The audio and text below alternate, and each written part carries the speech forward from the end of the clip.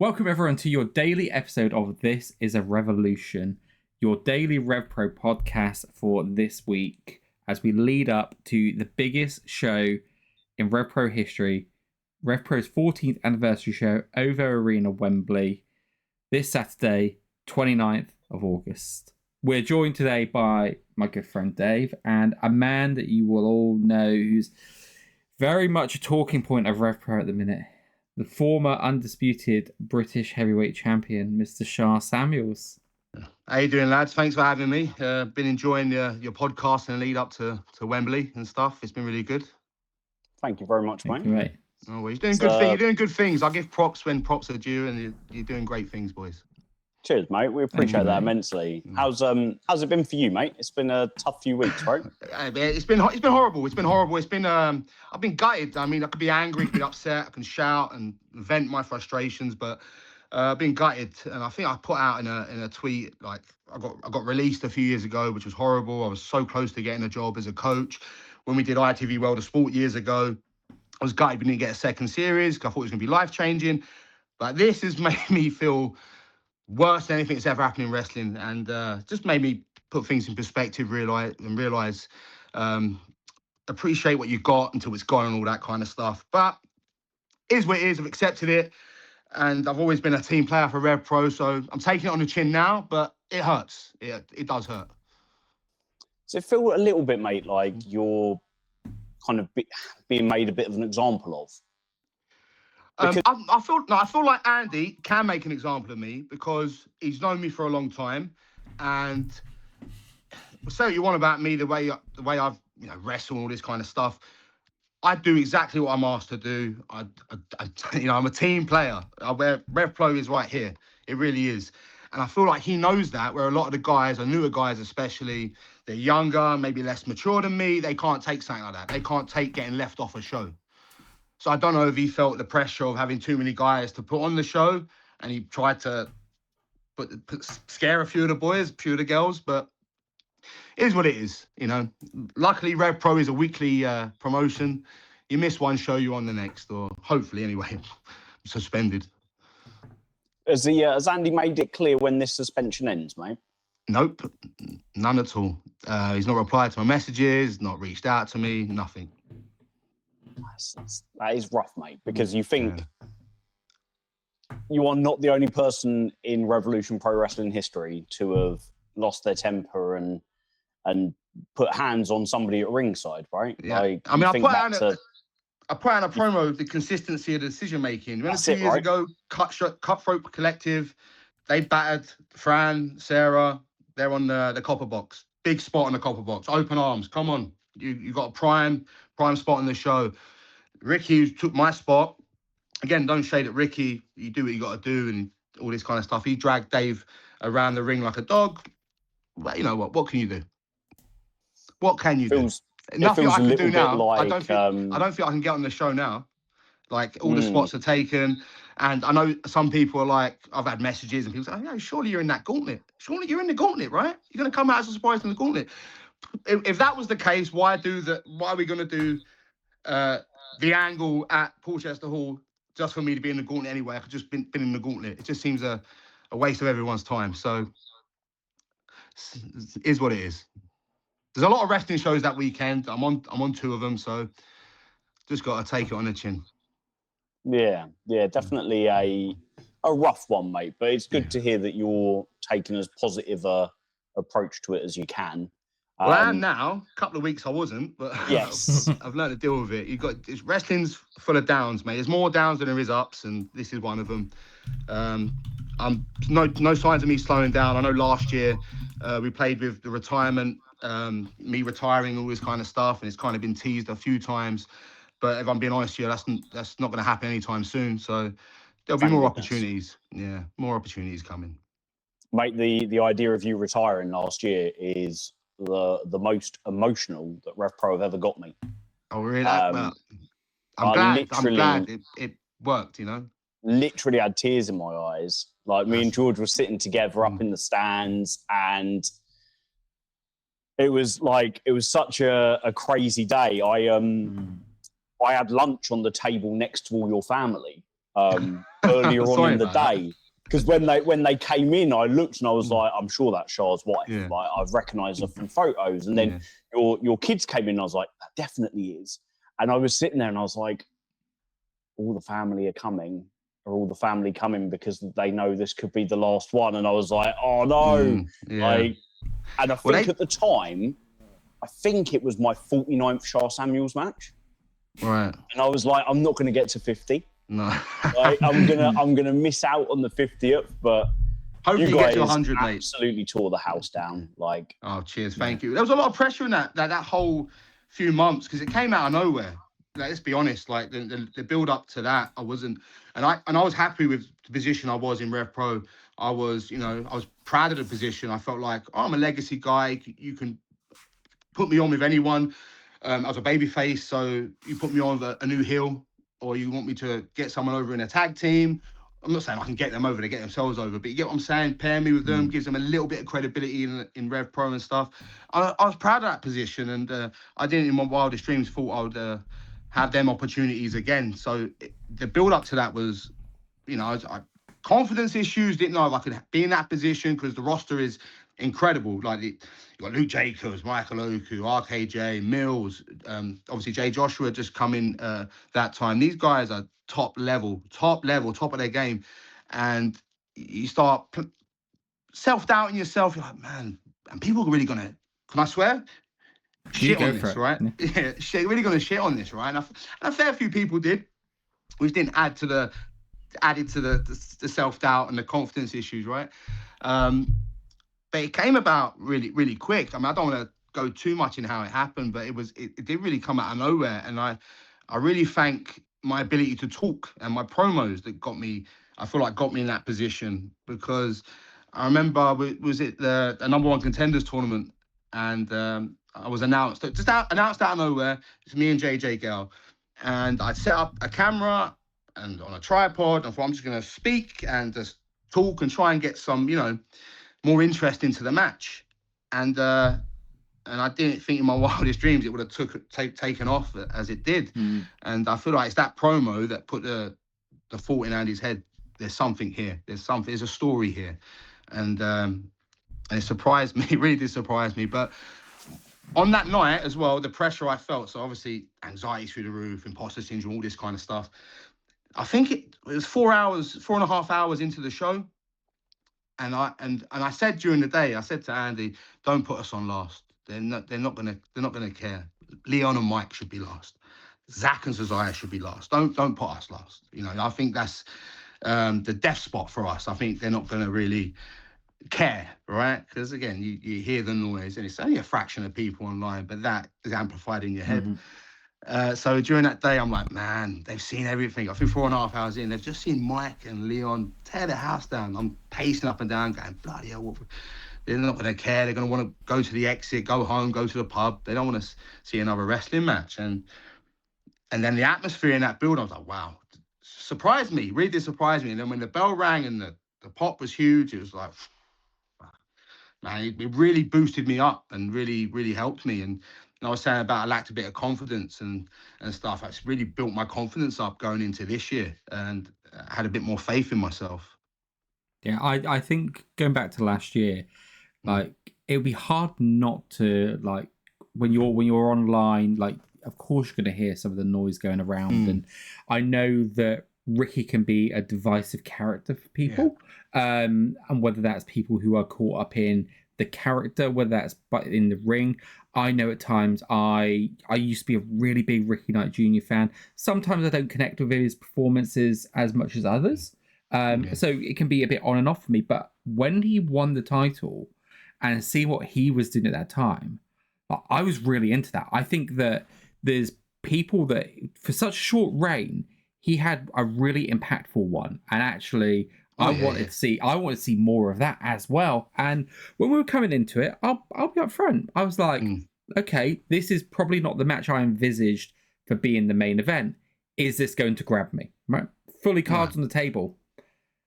And again, peeling back, I sent you a message that night because after that match, I was like, this was great. This really captured me.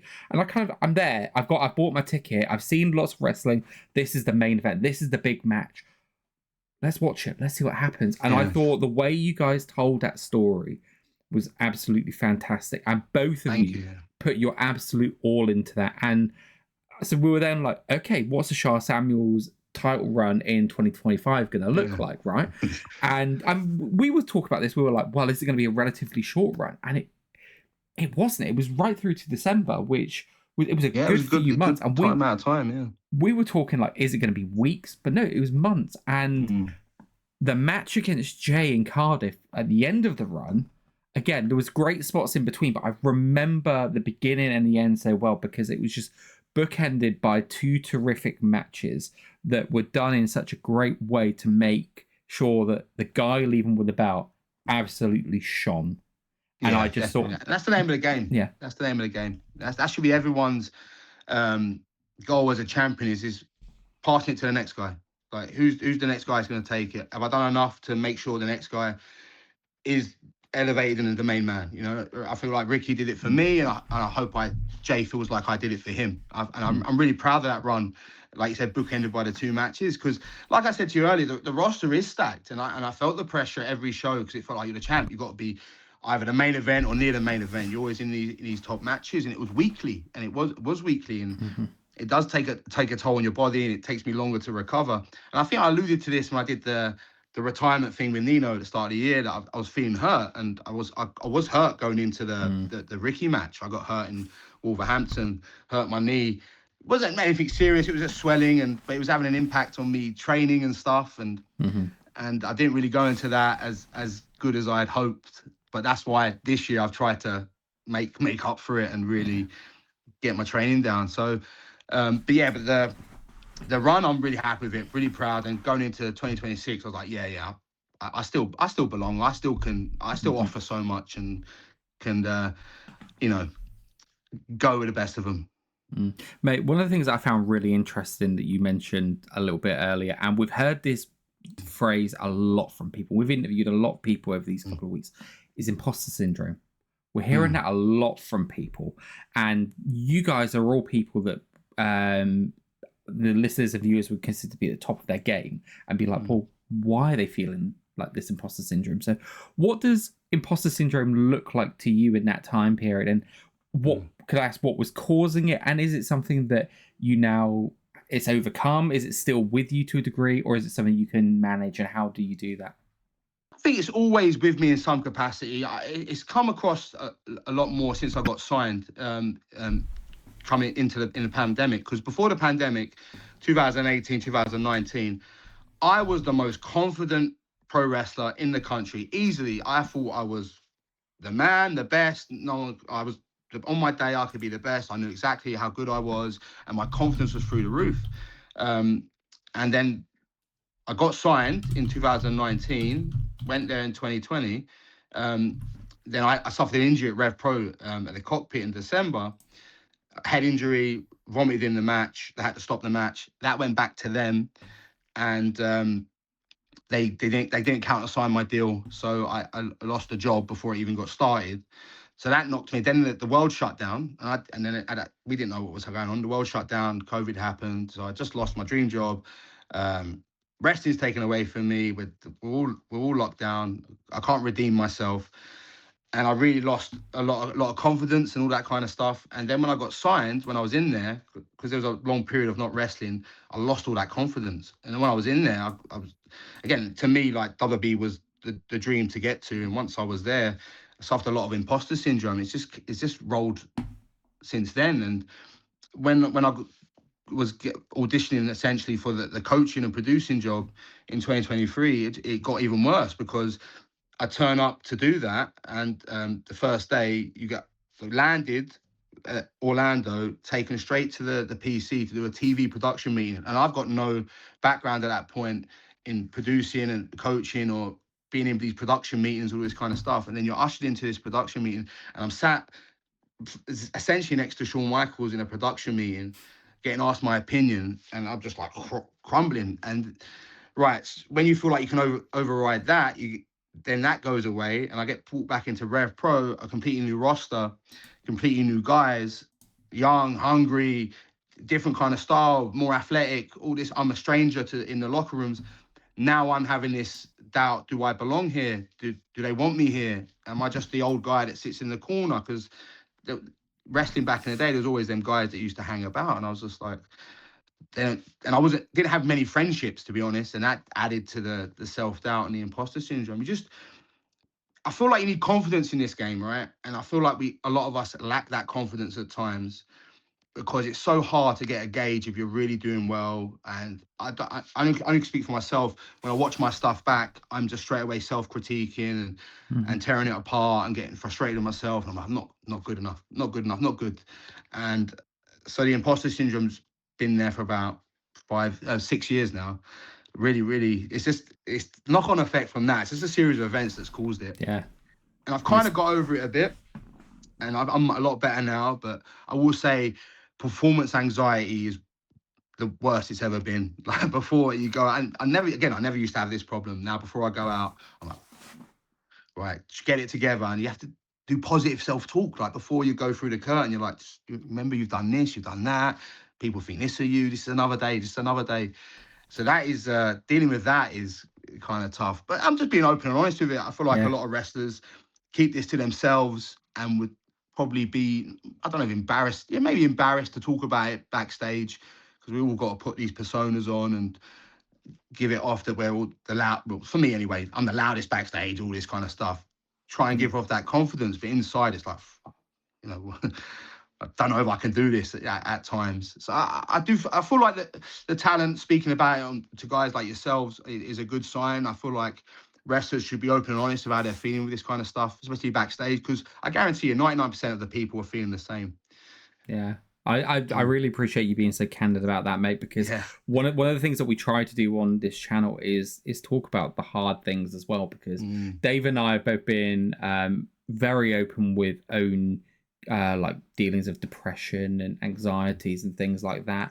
And for people watching, there'll be people that will resonate with as well, because they'll be feeling the same thing. And they might be people that are just people who go to the wrestling. They might be people that are training to be the next generation through the door and think, well, no, I've got to have this bravado when I go in there. And obviously you want people to be confident as characters, don't you? But at the same time, hearing people like yourself, Alexis Falcon, Kanji, all talk about the same thing, and you're all people that are at the top of your game, which is really interesting. And you talked about, obviously now you've kind of got the performance anxiety, you've got this, you've got that, and all these things you think about. When you were younger, like you've got all this time ahead of you, right? You've got all this time, and your body doesn't have the same aches and pains. I remember my first Sha Samuels match. So it was October 2015, Global Wars UK, and it was the Revolutionists against Gallows and Anderson. You're right, got that one right. But I remember watching that, and I didn't really follow New Japan at the time, so I knew Liger and AJ. That's why I booked the ticket alongside Will Ospreay being on the previous show, going, oh, he was cool. I had no fucking clue who Naito was or anyone like that. I knew Gallows and Anderson, and the person out of the regular RevPro roster that I was like, I remember them. It was you and James Castle. Because you had that confidence. And I was like, those guys are cool. That was 11 years ago. So like now you're fast forwarding. Yeah, but you're fast forwarding through, and I don't think you could be considered to be that older guy in the corner, because I follow you on Instagram and I see the work that you do with your nutrition, the work that you do in the gym. You're doing all this stuff to stay relevant in a climate where, like you said, the lads are younger, they're hungrier, they're at a skill level that probably consistent and quality wise and number wise hasn't ever been seen on the scene before. So there's a lot of that going on. So I think that there's a lot going for you why you're in this position. It's not just because you're a name or anything like that. Like you've earned your spot to be in with this current crop. Appreciate that. Really good. But I tell you what, I do feel old when I'm backstage because the guys are so young. You know, for example, you're backstage and so like you see the Bryants there, and you see CPF over there, you see Leighton Buzzard there. I'm like, wow, these guys are so young. But everyone's great. Everyone's great backstage, and everyone does like come to me, ask for opinions, advice, and all this kind of stuff. So it is nice, and I definitely feel like I said, since the title run, I feel like I've earned the spot back. I definitely deserve it, and there's a lot more belief there. So, and I'm kind of happy that I went heel at the start of the year, because I felt like we've done the good guy stuff for a while now. Let's freshen it up, because when I'm at my most confident, this is another thing. Being a babyface, trying to go out there to be liked is very difficult. It's so difficult, because it's so this human instinct. It's so hard to get someone to like you, but in general in life, let alone you come out through a curtain in your pants. You know, it's difficult. It's difficult. So being a bad guy, I feel like it's more my lane and more my stuff. So I feel like I'm growing in confidence with that, definitely. Yeah, that's been really fun to watch, because like when you were coming out and you're doing the oi, the scarf going around, it was maybe a bit more two-dimensional compared to what you're doing now, because there's a lot of different avenues you're going down, and that's fine. You don't need every character to be like have this real complexity to it, but I felt like we weren't getting to see you to your fullest potential by not having that complexity. And I said this to Dave on the pod a lot, that when you had that match with David Francisco in Southampton and you started to see that those annoyances come out, the temper coming out a bit more, and it was like, right, that's what we really need to buy into. And then the turn at the beginning of the year on Nino, right, that was like, oh, okay, we're going to get something special here. And I think that's been the real, again, making of you this year. Like, you had a great run with the belt, and now you're coming to this year, it's like, right, what do we do with Sha? Because coming off the back of that run, it's like, you want to keep this guy relevant, and you want to keep him up the card, because like what he's done is great. So yeah, the heel turn in my mind is probably one of the most important decisions RevPro have made this year, because it's meant we've got a more interesting character going forward. Yeah, and I feel like I would have lost steam, and I would have maybe filtered down and not be seen as much if I was just doing the same stuff. So I've just had the title run, doing the same stuff. It's like, oh, we've seen this guy. He's just won the belt. Where else can he go? You have to change it up and remain fresh. And I feel like that's a strength I've always done. I've noticed when it's time to make a change. So if you look at my history at RevPro, obviously from the start and stuff, it was like big bad heel. I'm going to be in a tag team. I'm a good guy. Big bad heel. I'm going to be in a tag team. But, et cetera, et cetera. I know it's like, we need a change. We need to do something. We need to just to make yourself relevant for the shows. Because now, especially now, there's competition for places. It's like a big football team. You know, there's so many players in good positions, and only so many spots on so many shows for everyone, and everyone wants to be in everything. So the competition's there. That's what's beautiful about RevPro. Is nothing set in stone. Like you're not, oh, here's all the dates for the year. Like you're guaranteed to have all the dates for the year. It's like, no, here's a few. Let's see what you got. Let's keep on going. And you got to try and keep yourself relevant. And that's why I feel like the promos we've been doing, the reactions promos, so important, because you can just go in there, 2 minutes, talk, get an idea sparks. You're like, right, let's go down this road. Let's go down this route. And I feel like it's so important, and it helps us grow as performers as well. And also, back to the David Francisco match. That match was really important for me, because at that point, I'm happy with the position I was in. That was all I was ever hoping to be when I came back. But almost when we did the match in Southampton, I was like, this is an audition to try and tell Andy I'm a better bad guy. I think he liked me being the older vet, good guy, like the legacy guy, represents the history of the company and all that kind of stuff. And I feel like he was happy with me to be in that role, because I had pitched a couple of times, you got to turn me heel, me against all these young guys. I'll be the bitter old man here. There's a lot of good stories we can tell. I was like, no, not yet. So I treated that match as an audition of me. This is what I could kind of do as a bad guy. So I think it's worked out, and the timing of it's been really good, because the thing with Nino was spot on, really spot on. Yeah, there's so many interesting things you've said there, mate. Like, I go back to the main event last year, and the fact that there were, and it ties in really nicely with your heel turn, because there's a pocket of the fandom that were like vocally not excited at the idea of you and Ricky in the main event. But when you look at that pocket of the fandom, they're the ones that are vocal on socials. There's fucking tons of fans who don't say a peep on socials, Yeah, but they make themselves heard at the shows. And then also they tend to be generally quite youngsters. And what I find so interesting is the Oku and Leon match was very much like your big AEW 30-minute main event. And then you and Ricky kind of went in the other direction and were like, we're going to do like an Attitude Era WWF main event. And the people that raved about your match tend to be the slightly older fans. Yeah, I think it was guys like us that grew up in that era. And it was, so it's when you think of like that RevPro show in total, like it was a buffet of everything for everybody. And absolutely. Whilst there might have been a small pocket that were like, oh, Sha Samuels versus RKJ, we wanted our favourite.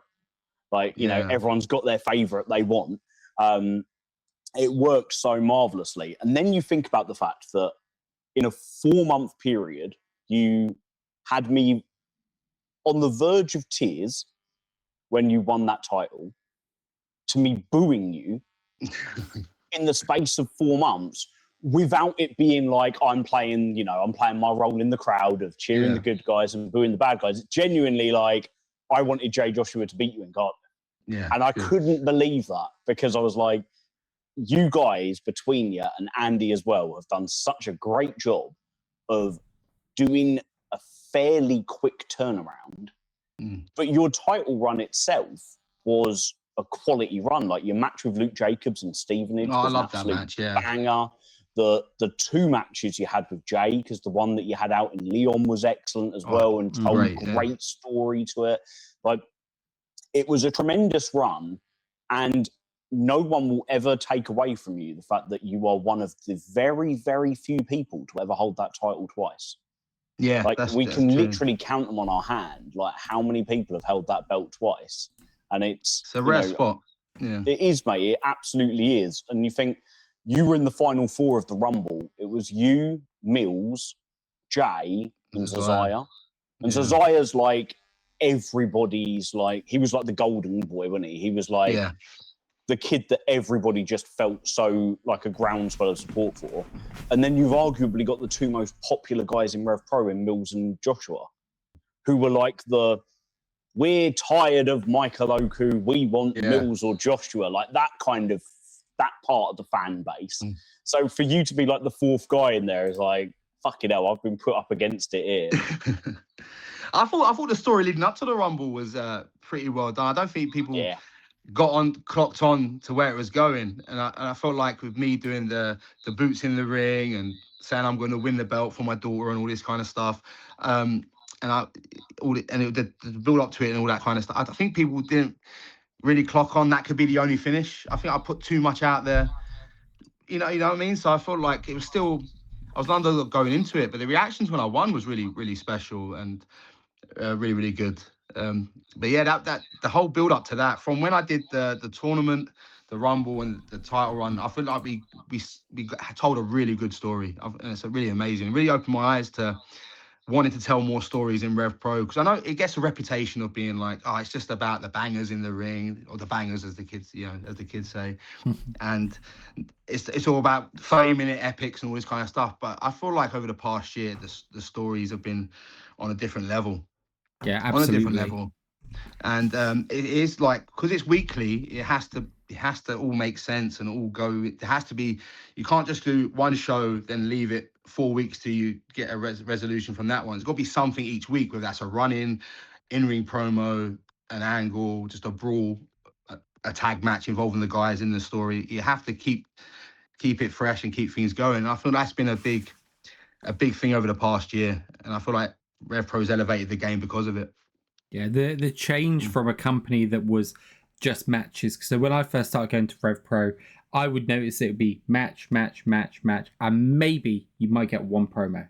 Okay, because that's the style of company it was at the time, and there would be stories being told, but maybe they weren't being told as overtly as some of them are, because you didn't have some of the tools that we do now with the backstage reactions and all of that sort of stuff. But because the schedule has increased, it means you can spend more time on doing a Michael Oku versus Conor Mills face to face, or a promo, or 6 matches because, hey, we're going to be back here in a couple of months, rather than we're not going to be back here for 6 months. So, like, why waste that? And I implore anyone who says this, because I've heard this as well. Well, the card, it doesn't have that much going on because there's not that much about it, or it's the same old matches.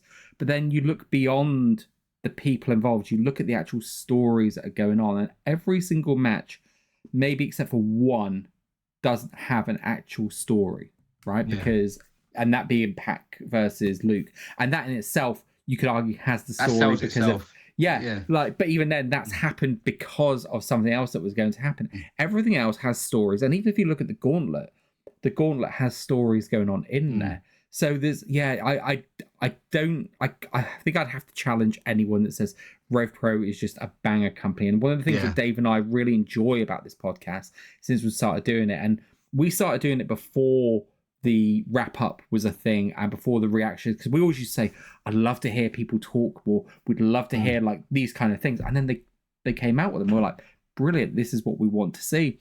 And they've been a game changer, the reactions. Yeah. They really have, because now you've got people who can get their motivations across.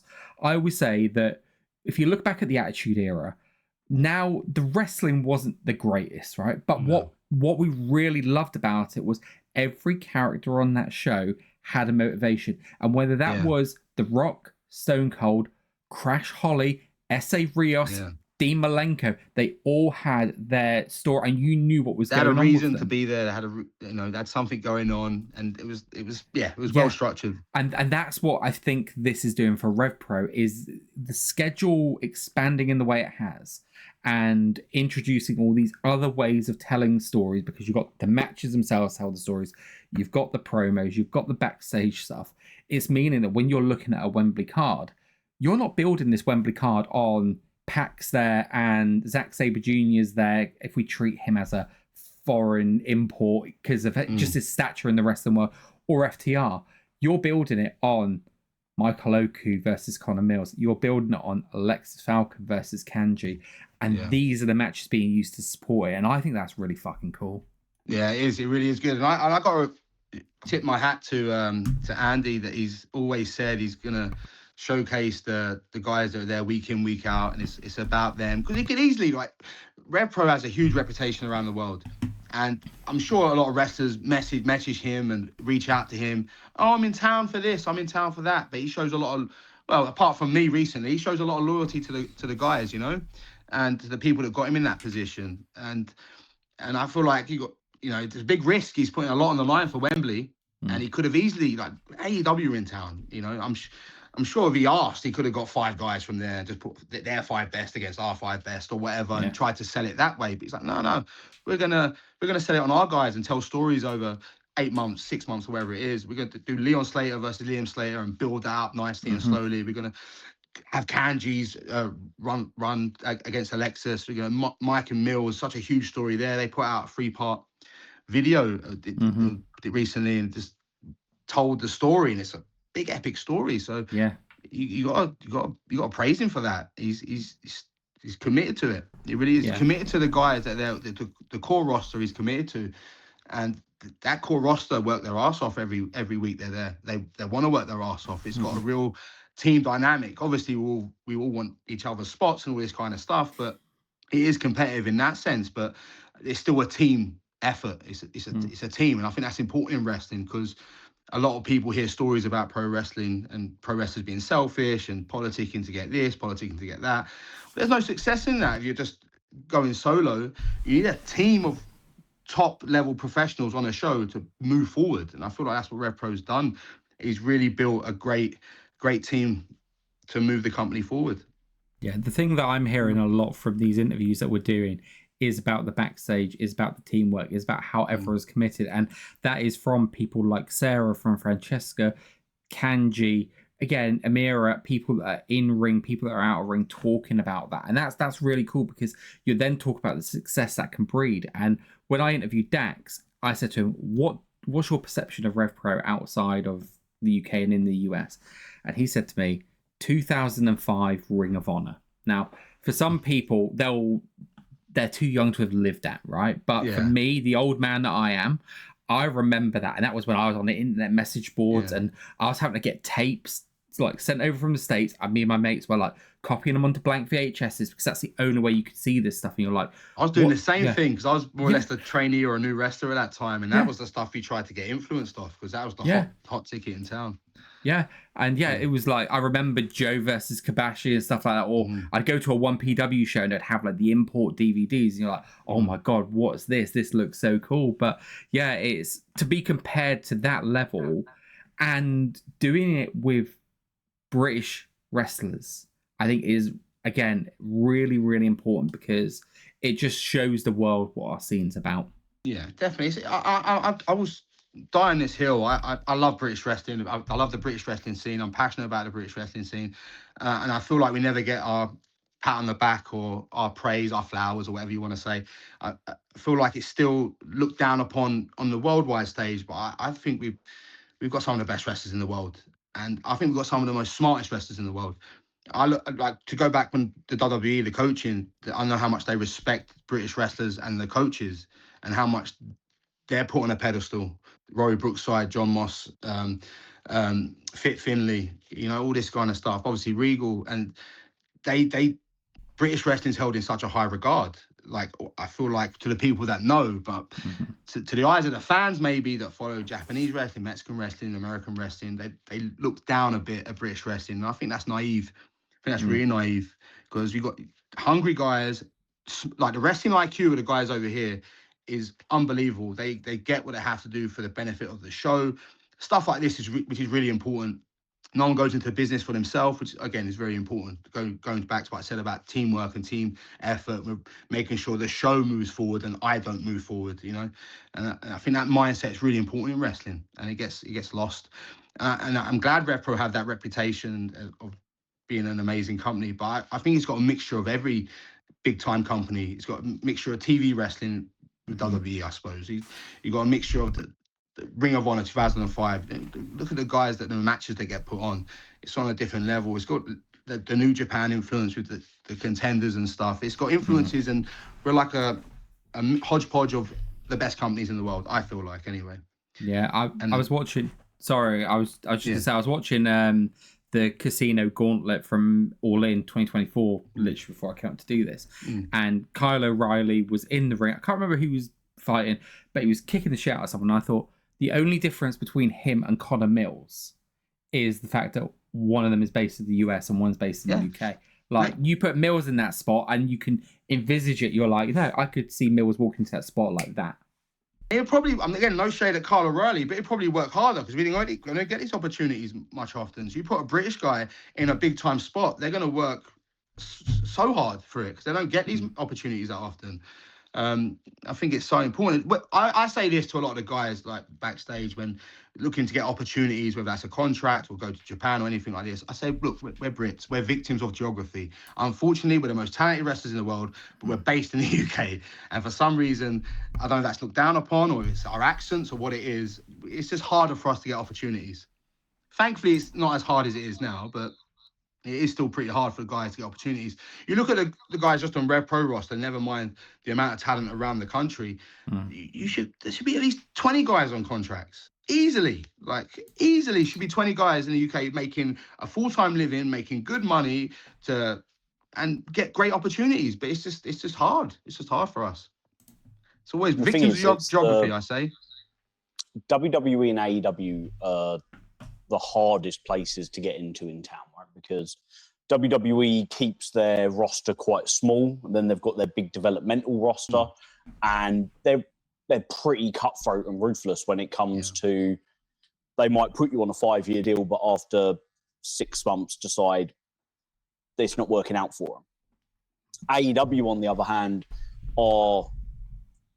they give people contracts and they let people have freedom to work, but you've already got over 200 wrestlers signed to AEW. So like the idea of it being like, okay, I'm going to go there and I'm going to make a big splash. And you're like, well, like Jay White struggled to make a big splash in AEW. David Finlay and Gabe Kidd and people like that, they're all in big stables because how many people get the big one-on-one match? You look at the All-In card for Sunday, there'll be a few big matches like Kenny versus Osprey, and then your Hangman Page and people like that will be in big multi-man matches. Yeah. And it's hard for them to get their moment. But we were chatting to Mills earlier, and the thing that really sticks out in my mind is New Japan's the company that's struggling the most in terms of they've been gutted, they've lost all their big names, and their young Japanese wrestlers need time, and they need heels to wrestle to get them over as baby faces. And for me, it's like you've got a company there that's screaming out for fresh talent, and we've got an abundance of it. So much talent there, yeah. How many of the guys and the girls are desperate to go to Japan?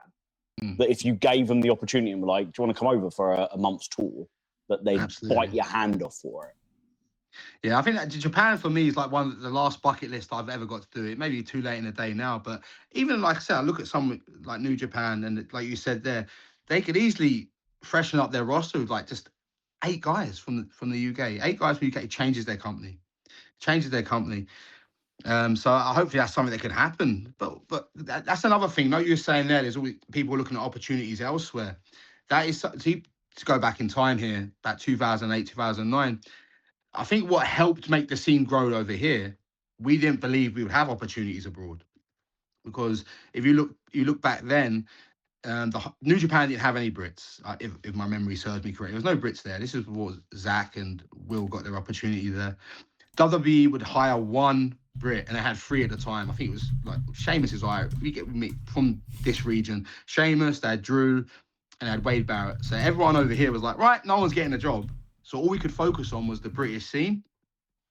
And I just, to go back to RevPro, I remember like, you never watched the Sittingbourne shows, right? That was when they got their first reputation. I think it was about 2009. So we saw a lot of, that's when it was Sittingbourne was seen as the pinnacle in British wrestling. That small little venue, couple of 100 people. And we would put all our energy into that. Let's kind of grow this, because when no one's going abroad, no one's getting a contract, no one's making guaranteed money. And obviously there wasn't a lot of talent back then. So that mindset of like, let's grow the British scene. Whereas I think now a lot of guys, again, they're passionate about the British scene, but they're still thinking, well, I want to get here, I want to get there. But what we got now is, which I think is important, is the infrastructure here, the training schools, that when people go, so 3 people got signed, we've got 3 people to replace them. And I think that's important, where we didn't have that before. But yeah, just feel like we were so focused on the British scene because we didn't think there was not a hope in hell anyone's going to get a contract or a job. Whereas now it's hard, it's difficult, it's not going to be easy, but the opportunity is kind of there. It's so interesting you talk about the training schools, because you're probably the best person to be able to give an opinion on this, having seen both sides of it. The whole NXT UK and the impact that had on the Brit Rest scene has always been seen as a negative, despite the fact that there were like some objective positives from it, in the sense that like Michael Oak will be the first to say that he probably wouldn't have got his spot had a load of guys not been taken off the scene. But what we're seeing now is so many of those guys that worked NXT UK or were involved in NXT UK are now back in the country giving back by running schools. And we're now getting the number of wrestlers that are training in the UK, and they're training under yourself at the London School of Wrestling, or they're training under Flash Morgan Webster or Mark Andrews or Mike Bird or someone like that. And you've got probably the best infrastructure the country's ever had for British wrestling now. Definitely, 100%. So like what we lacked in the British scene for so many years was people to pass on knowledge. I feel like I was self-taught for a long time. There was a lot of vets here, but we never intertwined. We'll do shows over here, they'll do their own shows. So a lot of us over here were learning by ourselves, self-taught. And that takes a lot longer to suss this job out, right? So when NXT UK happened, I wasn't there originally. I signed June, end of 2020, I signed. And so I was in there when it was a pandemic, didn't get any, you weren't there with all the coaches and stuff. It was all by Zoom. But the thing is, you're doing these Zoom meetings and you're learning all this education. So you'd have a match, and then you're having a Zoom meeting with Shawn Michaels, and he's breaking it down for you, and you're like, ding, I'm learning from him. Like, I know a lot of people over here and fans and stuff would say negative things about NXT UK and all that kind of stuff, but I can't fault it. The education I got whilst there was immense. I felt like I learned more in 2 years there than I did the previous 16 years, because I was essentially self-taught. I'm learning on the job, but I learned so much knowledge, little things you wouldn't even think about. And then I got to learn from Finley and Terry Taylor, and Norman Smiley, and all these great names, Regal, Michaels, Matt Bloom, and they're passing on knowledge to me that now I've got this, so I can kind of pass that on of that opinion. Because I'm not expecting the guys to go out there and work a match like it's WWE Raw or whatever, because that's not what wrestling should be on the indies. But they're still some of the best pro wrestlers that have ever lived. And they're talking about a match and the little things in a match that are so important, to get that knowledge and be able to trickle that down, that it's in people's minds from when they're 1 year in, 6 months in, 2 years in, or whatever, as opposed to someone like me who learned all that 15 years in. You know, it's going to make things progress faster. You know, and wrestling is subjective. The only thing that's important in wrestling is connecting with the crowd. Like, we all have different opinions. There's no right or wrong. I could tell a wrestler, like, this is what you should do. You should do this, this, this, and this, and this, and this, and this, right? But if they don't connect to that crowd, it means nothing. It means nothing. So, but it's good they know that, because they've got that knowledge and the fundamentals and the basics and all this little smart little nuances you do in a match. Then once you connect with the crowd, amplifies everything, and you're going to be a big deal, hopefully. But to your point, I feel like, yeah, guys like Flash, Mandrews, like, you got Hustle, Sid Scala, he was involved in creative as well. You got all these knowledge from that period of time getting passed on now. It's only good for the scene. It really, really is, because we never had that before. We had a lot of guesswork, and we would watch New Japan stuff, Ring of Honor stuff, and be like, okay, this is what I got to do. This is what I got to do. Or you'd watch what you see in WWE or TNA, and you're just trying to emulate what you think, you're trying to suss it out. Whereas now we've got the actual knowledge from the horse's mouth that we could pass that on.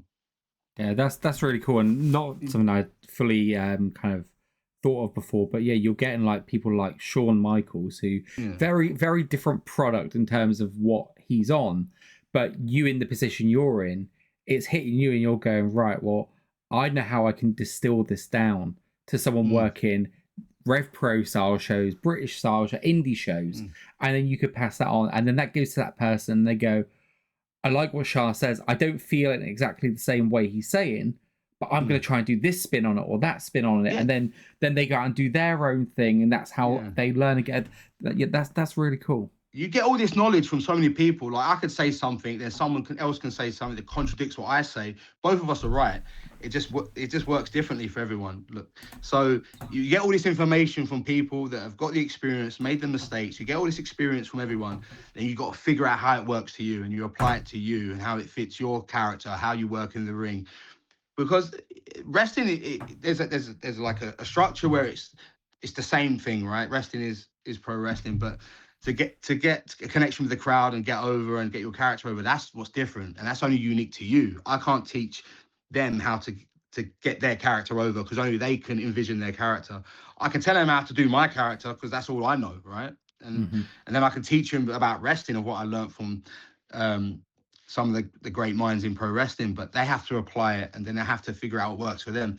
That's why wrestling always evolves, because it's the newer generation, they put their spin on it, because younger people, they connect with people differently, and they see the world differently. So how I think wrestling should work might be different to how they see wrestling works, but they're going to be the ones taking it to the next level and keeping it going and keeping the lights on and so forth. I can only just impart wisdom I've learned, because the action that happens in the ring. Sorry, I'm rambling here. I don't know if No, not sense. At all. No, I hear what you're saying. Yeah. So you see, what the wrestling in the ring is all the same, but it's the connecting with the crowd and having your character. That's always going to be different, because the stuff that gets over for me 10 years ago is different for how things get over now, right? And so I might watch something on a show. I'm like, I don't get it. I don't get it. This is not for me. This is not all this. Yeah, because it's not aimed at me. I'm not the one buying the ticket. I'm not the one doing this. So it's aimed at them. They're buying the ticket, and they're the ones that are going to put money into it. Yeah. So I feel like it's good to impart that wisdom, but it's on them to put their spin on it and carry it forward and move the business forward. Yeah, like if you had Josh James going out there trying to do what Michael Oku does, it's not going to work because, like you said, they've got to figure out what works. So if Isaac Murray comes out trying to do what you do, it's not going to work. It's not going to be intimidating. And I think you're right. Like the business is cyclical as well in terms of what the fresh new style is, right? So when I was finding independent wrestling, sort of early 2000s, I discovered Dynamite Kid, and I was like, this guy was banging, and that's what the ROH style was a lot of the times. Technical hybrid wrestling, and that was, as what they would call it, the work rate style, and that was it for a long time. And now you're starting to see actually the appreciation coming in for the big hard hitters, like your Gunthers and like your Obafemis and stuff like that. People are going, oh, because this is different, and it's that whole. Everyone wants something a bit different. They want to push the envelope a little bit from this is what is taking over everything now. How do I stand out? How do I be different? And that's why when Sheamus, Gunther, and Drew had that match at WrestleMania, everyone was raving about it because to them, it was some fresh new take on wrestling. But it wasn't really. It was stuff that people have been doing for generations before. It's just that hasn't been seen in a while because things so when something gets in my opinion, when something gets popular in wrestling, a lot of things that wrestlers do, I need to do that to get over. So everyone gravitates to the same thing. They all do the same thing and the same moves, the same structure, the same all this kind of stuff. But then how you stand out would be for me is what's different? What's no one doing? What's no one doing? Let's go in that direction. Because I think people fall into the trap of, right, this is the rave. This is what everyone's raving about online. This is the videos that are getting the most views, and this spot's getting over, and all this kind of stuff. So everyone tries to emulate that or do instead of doing the complete opposite. So to your point there, like when you see a Gunther or an Obafemi now. When was the last time there was a big monster on a wrestling TV show that was pushed? Now Obafemi's on the scene. Everyone's like, whoa, what is this? What is this? It's right place, right time. Same with I feel like larger than life, silly characters, right? So you got Danhausen got over a lot recently, right? And that is, again, maybe not my cup of tea, maybe not a lot of people's cup of tea, but it's someone's cup of tea because he was very successful with it. Because I think it's a rarity on shows. And then you look at Joe Hendry with that song a few years ago, and how much he got over. He got over huge because there was nothing really like that on wrestling. Again, he wasn't so much focused on. It's not a knock on him. It wasn't so focused on the in-ring stuff. It's like, well, I'm going to do a catchy tune. I'm going to put the Larry blue shirt on. I've got this nice little taunt, and that's going to make the way. That's how I'm going to stand out. And it's worked for him. It really has. So I feel like that's one thing people can do to what you were saying. Let's do something to stand out. Yeah. Be different. Analyze what's on the show and be like, right, how can I be different? How can I be different? And not be the same as everyone else? And again, it's not a knock at younger people because I did it years ago as well. You just easy to fall into that trap of, right, this is what everyone's wanting. It's what's making the most noise online. They've just got no other option because everyone's doing that style or that spot or that kind of spot or that kind of match. It's okay to do something different and have the guts to do it. We live in a much different world as well compared to how we would have done, right? So what we would have been doing is we'd have had to have watched the whole episode of Raw to see these big moments, right? Yeah. And even YouTube wasn't as big a thing in that time. Now you've got things like TikTok, and it's that attention economy where it's like scroll, a couple of seconds later, scroll, and they're trying to find these viral moments to stand out. So Obafemi and his little his walk into the ring captures people's attention. Danhausen doing a skit, Joe Hendry doing the turn, all of those sorts of stuff grab people. And it was a couple of years ago, maybe now looking at it, the Young Bucks did the Stomp to the Future. Like they obviously saw something with Leon Cage. They took that because even they themselves are looking for that viral moment. So it's interesting. It'll be interesting over the next couple of years as social media becomes even more important in the landscape to see how these younger wrestlers are taking that and making themselves unique and standing out. Yeah, it's true. That is a good tool to using the internet, these viral clips, because doing these amazing athletic moves is a way to get noticed. It's a way to get noticed, right? And a lot of guys have been very successful at it. I look at Leon Cage. He's more than just a fancy high spot. There's so much more to him, obviously. But his career has escalated, and he could probably trace it back to something like that, where he did that move and it got really over, and then a lot of people were, when Young Bucks did it, I believe a lot of people were saying, "Oh, it's Leon Cage's move. That's Leon Cage's move." So he got, you know, he stock rose online, and then that's all you need, and he's catapulted. But to me, like, I know I can't wrestle like that. I can't. I'm not very athletic. I'm not very.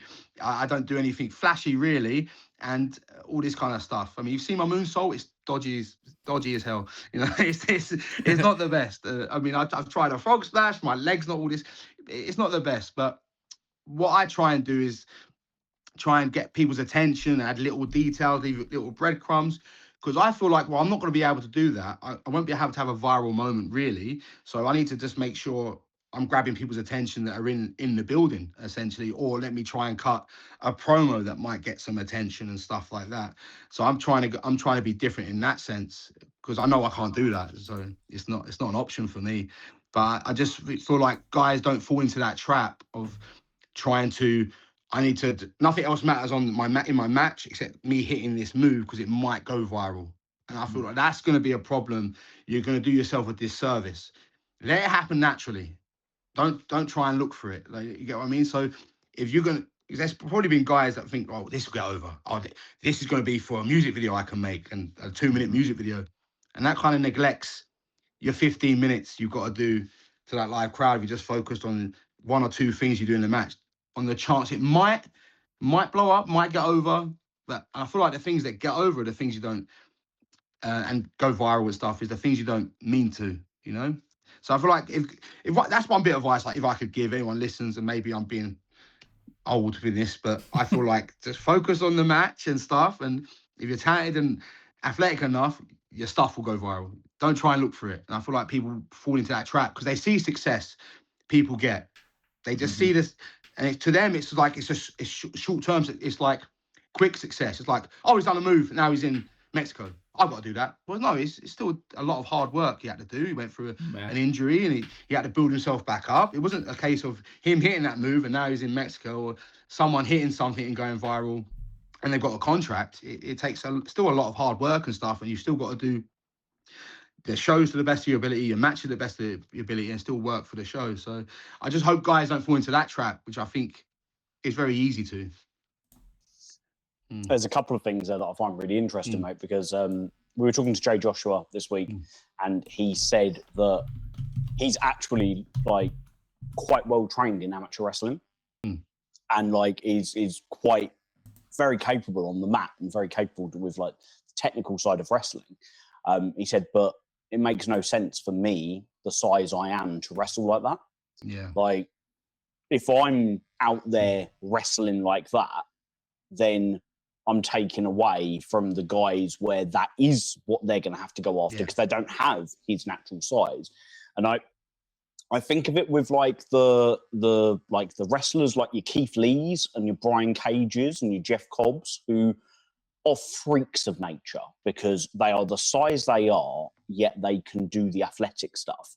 But I'm kind of that old school mentality when it's like, just because you can do it doesn't mean you should do it. Yeah, absolutely. Because if you're doing it, what makes Leon Cage special when he does it? Because Leon Cage is never going to be 6'5", and he's never going to be able to pick somebody up like Keith Lee, Jeff Cobb, or Brian Cage could. And then the idea of people leaning left when the fashions are going right, when everyone's doing one particular thing, I find it interesting when you're watching matches and you can be like, you can see what someone's going to do before they do it, because you can see they're setting up for the viral spot, whether that's the when two wrestlers are being held in a tag team in a submission at the same time, and they're holding each other's hands to stop each other from. And it's like, or the Rainmaker when Kenny collapsed, so he couldn't hit it, and you're like, these are genius spots that we'll come up with, and that's awesome. But it's kind of like, you either need to come up with your own genius one, or give it like 10 years of nobody doing it. And then make it mean something. You can be the one that pulls it out before anybody else does. Because otherwise you do find yourself watching a repeat of something rather than something that's original. Yeah. And I feel like there's a lot of, to your point, I feel like a lot of guys, would do the same stuff on the same show. So because again, it's fashionable. So that's on a show, on an 8-match card. If 4 matches do the same kind of things, you're like, oh, come on. But again, that's what independent wrestling is. Like we haven't got producers backstage, all this kind of stuff. You're in there doing your match. You're not going in blind. You've got direction and stuff, but you're going in there and you're hoping this is going to work, not knowing, because obviously you're doing your own stuff, you're warming up and all this kind of stuff, not knowing 2 other matches have done the same thing you're going to do. And like this is one that the spots that I feel like gets done too much. It's to kick out of 1. Like, and obviously I'm hypocritical. I did it last year, right? But what I feel like I did the kick out of 1. What made it work? I believe no one else did it on the show. No one else did it on the show. Now imagine, and it's easily done, right? Because nothing ever got mentioned or anything. It's easily done on a 10-match card, anniversary show. That's one of the biggest tropes in wrestling now, is the kick out of 1 and the big fire up and stuff. Now that happened 3 times before I did it. I wouldn't have had that cool moment. So I feel like I'm lucky in that respect, but it's very easily done. A lot of again, I'm guilty of it as well, because I can't watch, if I've got my own stuff to do, I can't watch the whole show. I'd love to, but the way wrestling is now, it's so detailed and there's so many little things we want to get in. You have to make sure that's communicated with your opponent. So without pinning the curtain, well, I've peeled it back now, but that's the reality of it. So yeah, we don't have time to watch the whole show, but I feel like after the fact, you watch, that happened before my match, this happened, I wish I knew that, and there's a frustration there. But it's easily done. It is easily done that these cliched spots happen multiple times on the show. It's interesting here to say that, because actually that would be one of the things that I would find really frustrating as a fan, right? So I'm watching and I want to feel different with different matches. My main shows, I go to a Southampton, right? And Southampton's got that really great line where if you've got the crowd either side, and then they launch out the ring and then they stand in that walkway just by the bar stairs, right? Yeah. And it was great. I remember going to a show where that happened in the first 3 matches each time. Or the one where they'll be out the ring and they go 9, and then they get and dive in. And they're going. Yeah. And these would be the things that I would notice. And for me, it would really take me out of things, because I know that wrestling is predetermined, right? I know it all. But when you're there, you're lost in the moment. And for me, yes, wrestlers could be the same way, they all try and do the same thing, but it makes me go, no, they're doing a show, and clearly this just, like you said, there's not been communication and stuff like that. But even that, I've noticed that's been tightened up a lot. Whether that's actively, like people have gone out of the way to say about it, or whether or not it's just happened over time. These little things that I used to think RevPro could be quite guilty of it sometimes, I don't see half as much as I used to.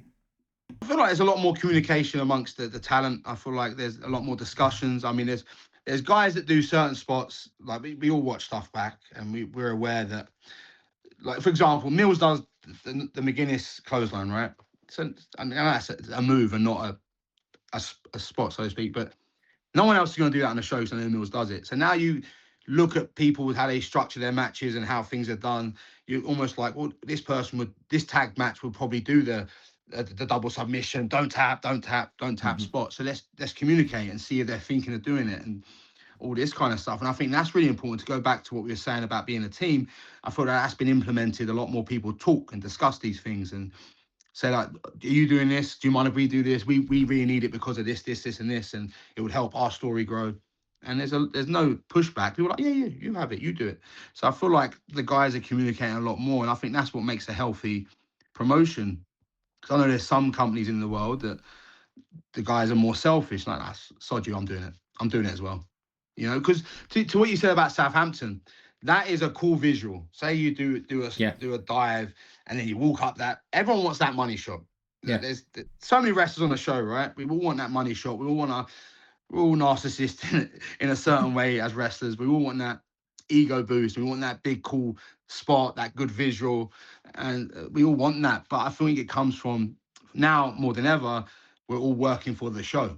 So now there's a lot more maturity there. It's like, no, he needs it because it will help him and he can get more over, and that helps us all. Like, we've all got to grow. We've all got to get better. We can't just leave people behind, because it's easily done. Some people are better than this than others, and it's easy for guys to be like, sod them, I'm the man here, and they just do everything, sod the rest.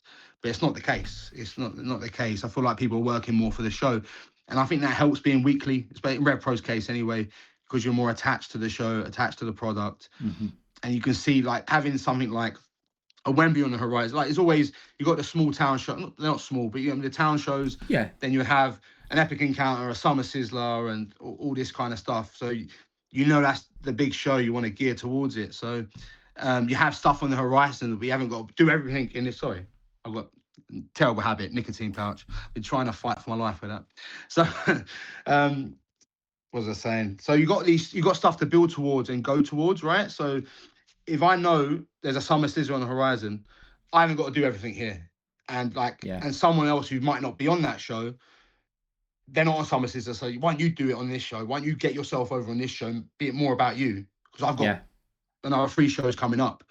You get yourself over. Then does that make sense? I feel like there's more of that. We know stuff's on the horizon. We know there's big matches, there's big events on the horizon in RevPro. It's not just, oh, we're doing Portchester Hall. See you next month. It's like, no, we've got Southampton and we've got Sheffield. Then we're building towards an Epic Encounter or whatever. So you don't want to do everything. It's easily done, right? You could do everything on every show. But if everyone does everything on every single show, nothing special. Whereas there's guys that won't be on them big shows. They can have their moment on a Southampton or a Sheffield or a Portchester Hall. And that's what I think's happening now. I feel like guys are more in control and they understand. And whereas before it wasn't like that. It was like, I need to do everything. Yeah, it's like everyone gets to sit around a dinner table and have a really nice meal instead of all being a pack of hyenas around a carcass trying to pick off what they can at the expense of everyone else. And it was funny what you were saying about the South, because that visual, it doesn't matter who does it, it always looks cool. But to me, that's a JJ Gale spot. That's JJ Gale. JJ owns that. Everyone else, no matter how good they do it, second rate. It's a JJ Gale signature move as far as I'm concerned. That's good. That's what needs to happen. It needs to be like, it needs to be so associated with someone that no one else can do it. It's like that's JJ's. Like, and that's what should happen over time. But that's the thing with Southampton. If we're being honest, it's hard to get a good visual when you're outside, apart from that little walkway. Because you watch stuff back, it's a dark building. I like Southampton. I think the atmosphere is different there compared to a lot of the other venues we do.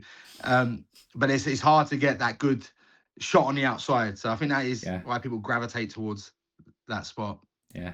I mean, taking photos in Southampton for content is a fucking nightmare. I'm sort of like, I'm lucky if I get one decent shot of each wrestler, and I'll be like, cool, I've got something for the takeaways now. I find it really interesting, mate, because I made a commitment at the start of the year. I said to my missus, I was like, I want to do something I've never done this year. I want to go to a wrestling show every single week. So if there's a week where RevPro's not running, I'm going to go and check something else out. Awesome. And then first off, Andy's put out the toughest schedule ever. So I think I've gone to watch like 10 shows this year, but most of them have been on weekends that RevPro are running anyway. I've just gone to one on the Saturday as well because I was like, I've been looking. Double up. But it's meant that I've got to meet loads of people outside of the RevPro bubble. And you get an opportunity to hear their vision of what RevPro is from the outside. And thankfully, like quite a few of them have made debuts in RevPro this year and have then been able to give feedback afterwards to be like what it's like. I think like Franco Fate is a really good example. He had his debut in Southampton a couple of weeks ago. And afterwards, he was just like, I've never been in a locker room like that. Like where everybody's pulling in everyone's watching each other's stuff and helping each other, and everybody's pulling in the right direction, and everybody cares more about the overall product than their individual match. It was like, I'd fucking love to work like wrestle here every week. Like this is it. And I think it is something that's really, really positive to hear how much of a like support system there is within the men's locker room and the women's locker room to just build each other up and help get each other over and get each other. And you then look at this Wembley card and like it's obviously with you, the exception being yourself, mate. You keep bringing it up. Cheers, mate. It is like, it's absolutely full of your RevPro wrestlers, from your David Franciscos and your Josh Jameses, who were sitting at ringside for the copper box the first time around, to, you know, Nino Bryant, Leighton Buzzard. You got to imagine the Bryants and Top Tier are going to be involved in their match, and like literally everybody has been rewarded for it. And you've got to think that comes from everybody chipping in to the same target. It comes back from what we were saying about being a team. I feel like in other places, like this is what it is. RevPro is number one, right? It's number one. Amount of shows, the reach it's got, the reputation it has around the world.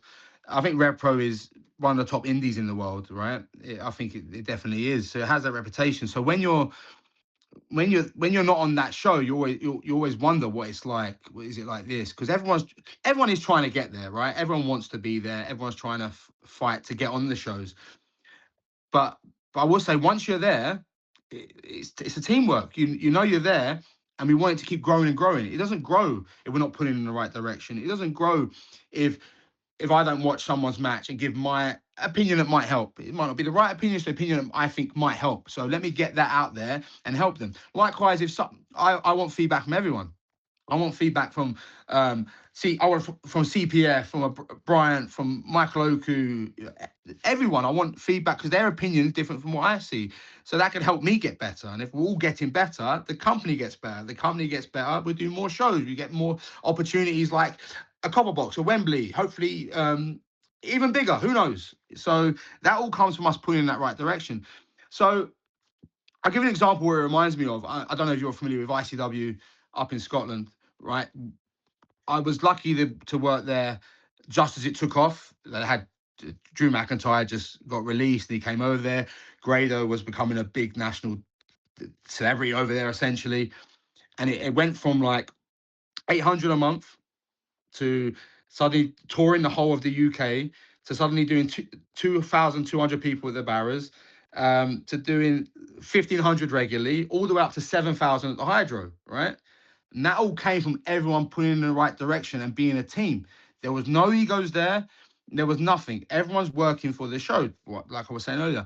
And RevPro now reminds me of that. And I feel like that's why there's success in RevPro. That's why there's big moments, big shows on the horizon.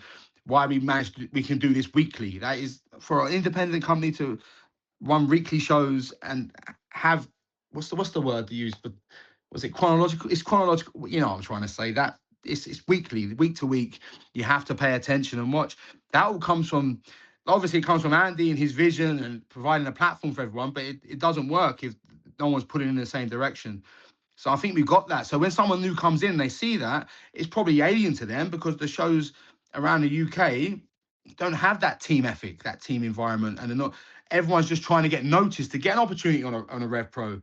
So no one's thinking about the show. Maybe I'm wrong, but I see people are trying to get themselves over. But once you're in a company like RevPro, we know we can get to the next level here. We know we're going to get more shows and more eyes on us, and that can lead to so much more. So why not put in the right direction? I should want everyone on that show to be the best version of themselves. It helps no one if it goes to everyone, not just me, but everyone helps out. Watch each other's stuff, whether that's on demand or we get to watch it on the night, and help each other as much as we can, because everyone's got so much of their own knowledge and wisdom that they can help us grow. So I think it's good that he's noticed that, because it's really good, because I don't work many other shows apart from RevPro, and so obviously I'm just RevPro week to week as much as I can. So someone like that to notice that difference that's big. That means we're doing the right thing. So that's really good to hear. Yeah, it is a really, really, really positive thing to hear, mate. It is, and the schedule that RevPro run is so unlike anywhere else, and it's also when you're running on a weekly basis, there's going to be fans who look at it on a week. There'll be fans who get their season tickets. So I've got a season ticket everywhere. So I've got my Sheffield, my Southampton, my London, my Coventry season ticket. Most people will have their season ticket for where they live, and then they might look at another show and be like, oh, if the card's good, I might go to that one. And what I find really satisfying is when some fans will look at a card and be like, oh, that card doesn't look as strong. And that's the show that has the massive moment at it. And you're like, hey, like, you can't sleep on RevPro, right? Yeah. It's something, the number of shows that over-deliver, the number of times you'll see a match and think, oh, that would be a good match. And then it turns out to be a great match. The number of times something happens at the end of a match or the end of a show where you're like, fuck, I didn't see that coming. I'll never forget the day that the Cutthroat Collective invaded the 229. Like, it was literally like, what the fuck is going on here? Like, I know who these people are, but they don't go here. Yeah, like, and they ran amok, like, and they did things which are like unforgivable sins. I couldn't believe it when people started to like cheer for them, and I'm like, how dare you? That's like, the fickle wrestling fan, like fucking Sapphire Reed headbutted Sarah Hatch. Yeah, you can't cheer her. I know. Hey, but she didn't get suspended, right? She didn't get suspended. No. Do you know what? Do you know what the Cutthroat Collective got the week after they invaded? What was that? They got a title shot. Nightshade got a title shot in Southampton against Danny Luna. There we go. There we go. She had a couple of wins. She had a couple of wins before they came, but there was no suspension then. There's no suspension. That's it. They get the opportunities. That's what I'm saying. But yeah, that's what I mean. Like, so imagine that's the end of the show. Cutthroat Collective.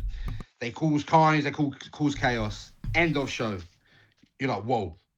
I've got where's the next show? Where's the show next week? I've got to be there. I've got to subscribe to On Demand and at least watch it. So I think having them moments is so good, and that's what you want. You don't want things telegraphed. You don't want to be like, oh, here's your 8 matches. You're gonna have 8 good matches, and that's it. Good night. You want to be like a bit surprised, a bit shocked, and I feel like RevPro has that equity with fans to know that, like, because it's not advertised, there's no match graphic. You're going to get something, and it's going to get a progression in a story, or it's going to be a big moment, or it's going to be something that's going to make you want to tune into the shows going forward. So I think there's enough equity there. I know sometimes the match graphics don't go up well in advance, but I think that's the fit where you can't rely on that, because you're doing week to week and things might not make sense. If Andy announced the match card 4 weeks before it happens, and there's 3 shows between that show, it's not going to make sense, right? So you have to tune in. I feel like there's not a lot of hate on it now, because I think people understand, and people kind of understand, right? Well, it's still going to be good. It's still going to be good. Trust. There's enough faith there. They built up enough equity that it's going to be good, and something's going to happen, something meaningful. We say trust the process a lot on this, and look, I'm old, I'm cynical, I'm always cynical about everything, and I'm the person that goes, before I part with my money, I want to know what I'm getting for it. Okay, and you have every right to, absolutely. That's been a big thing for me, and I've taken my time, especially with the schedule has got more and more involved, and there's a lot more. So, to your point, I was watching AEW on Wednesday. Right, I haven't watched AEW religiously in 2 years, because it's great wrestling, but where were the moments? Like, in the way that you want that big hang your hat on moment. And they finished it with the moment of Kenny Omega do the one-winged angel to Will Ospreay off the apron through a table. Great visual, great moment. Shit, what's going to happen next week? And I think that's what I'm noticing more with RevPro as well, as those beats. So you had Mills and Oku in Portchester Hall, that last man standing, unsanctioned match, right? Full on WWE style, like over the top fire. Like it was great. Like, it was sports entertainment. It was great. You were left on the hook of what's happening next time. And now when you see a 6 match card, it's not like, oh, this has only got 6 matches. It's like, oh, what's happening in between there? Because now we know that they're leaving, because they've got these extra shows, they can afford to leave that space of action in the ring and go, well, we're going to have 8 matches next week. So do we really need to have the 8 this week? Can we have the 6? Give some of them a bit more time, and then have some really interesting bits in between. And that's where I think it's training people, isn't it? It's training people to know and recognize these patterns. Like, you can look at, say, like, if you have a 6 matches that have been announced, for example, but then there's no Luke Jacobs announced, there's no Michael Oku announced, there's no Connor Mills announced. But you know they're not anywhere else, right? There's other shows going on. They're not announced anywhere else. they're going to be at RevPro, but what are they going to do? What are they going to do? And like, you can argue they're the three most over guys on the show, like, and that takes guts not to announce them up front, really. So you just got, I think, like, it took time, but I think he's educated the audience into thinking now something's going to happen, something big's going to happen. Plus, like, Andy knows the trends for ticket sales, right? Yeah, he's got that knowledge, and that's, we can all do guesswork. And I'm not sure when this one goes out, but Dave Bradshaw was the one that told us, right? He was like, the card's not finished for Wembley. Like, just because you've got 10 matches at the moment doesn't mean it's going to stop at 10 matches. Well, when people see what else Andy has up his sleeve, it's like, oh, why not announce that one earlier?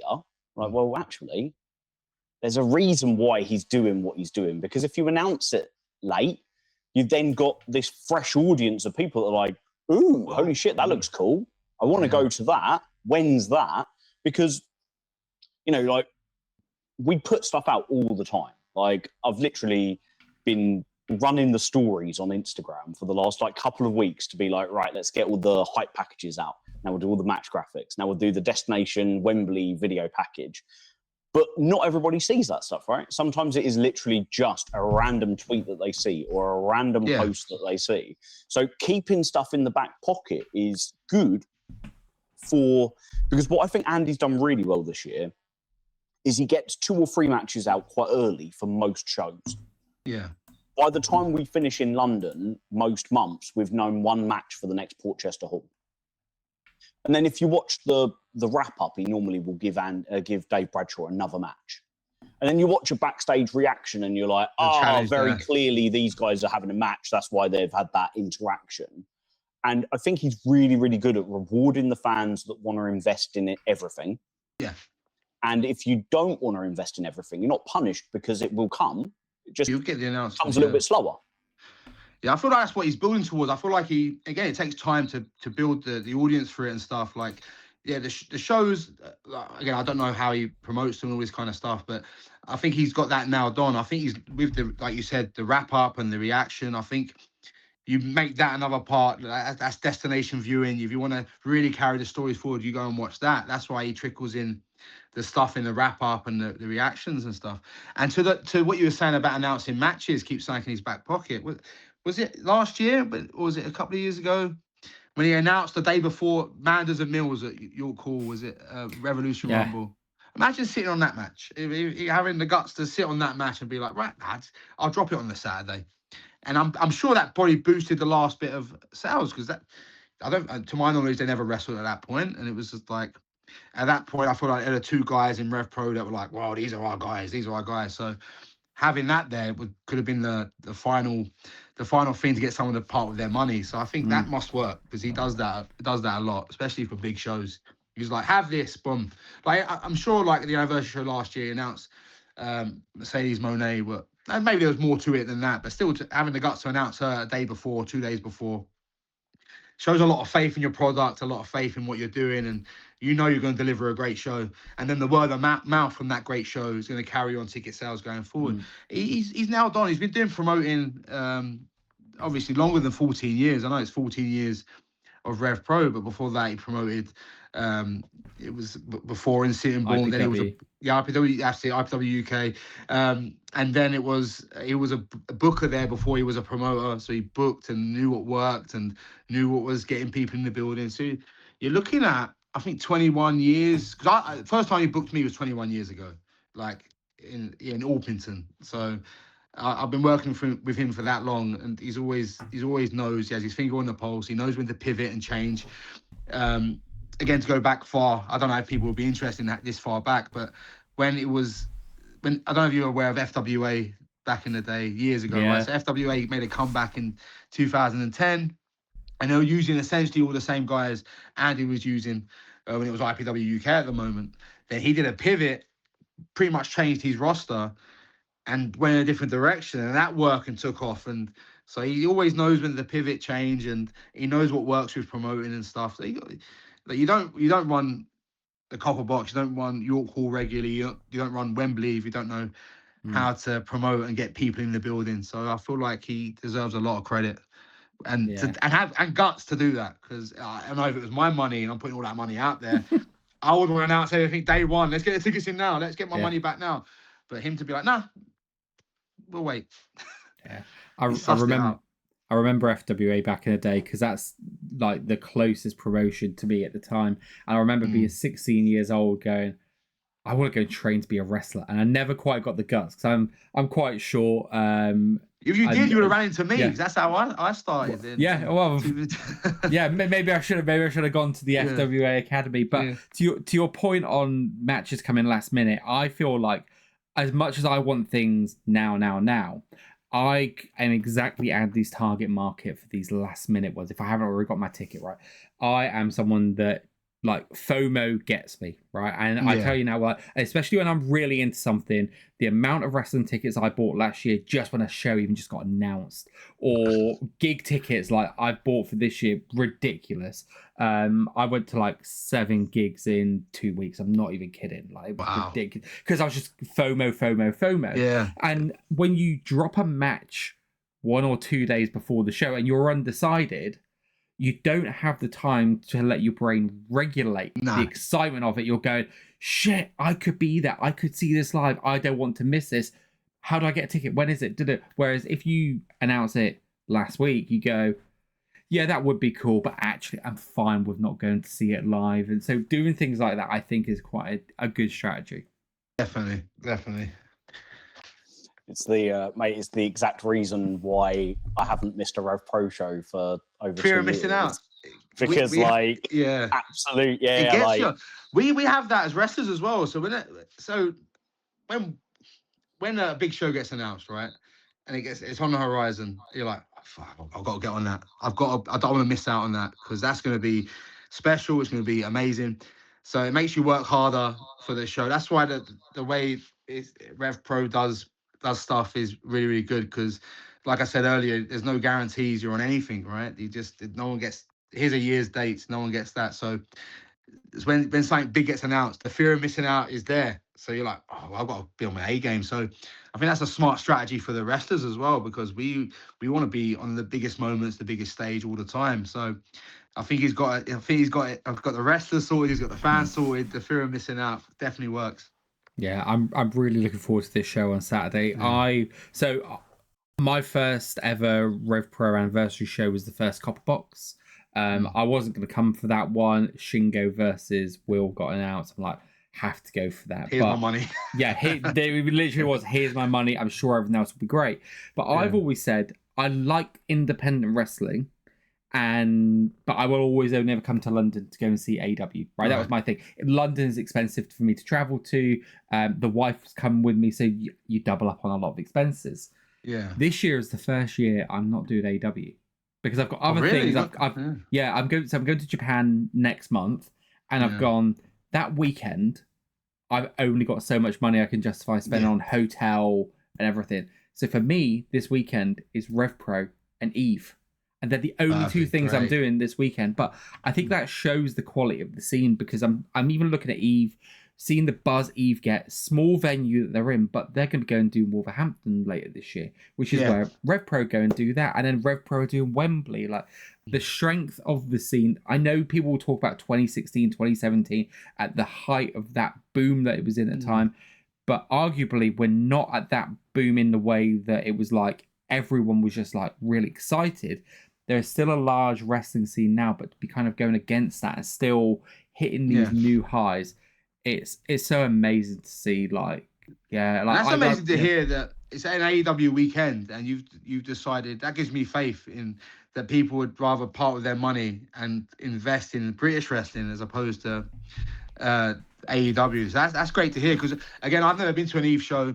I have been to an Eve show years and years ago, but I just know from speaking to the talent and stuff, they're buzzing, they're excited with the way things are going there, and it's got a buzz about it. It's got a buzz about it, because you need to have these companies have a buzz about them, because that's just going to make them grow, because more people will be like, well, what's going on over there? Let me go buy a ticket there and see what's happening. And the fact they're running a bigger venue, they're doing Wolverhampton, and hopefully they keep growing. I really do hope so. It's good for the scene. Like, we need more places, more big places, more regular top tier places to work, and that's gonna make us grow over time. And I know you were saying about the boom period and stuff. I feel like that was, I don't know, a moment in time, I guess. And I feel like a lot of the guys look at that and be like, oh, well, that was a different time. But again, you're looking back and fond memories back in the day. A lot of people, they're like, oh, it was good back then. But you can argue today's, I don't see much difference. I think shows there's more shows now. I feel like there's quality wrestlers across the board. I think the only thing we're missing out is then just one or two more bigger platforms. It just feels like we need one or two bigger platforms that have a bit more buzz about them, and then we're there, and that's all we need. I don't think it's not that much different. Yeah, I think because you kind of had like, it was all distilled in internet culture and everything was funneled through this one lens. But Dave mentioned it earlier, it's about the training schools. And I think that's a big part of it, because now you've got a lot more talent coming through, a lot quicker pace, a lot more places to work. And the way that I think it's changed a lot is the way that you can watch the events. You don't have to go, like, you can spend £7 a month, get RevPro on demand, and you know these characters, you have this closer affiliation to them. When I went to my first RevPro show, I didn't know anyone other than Justin Gabriel, Bret the Hitman Hart, and John Morrison.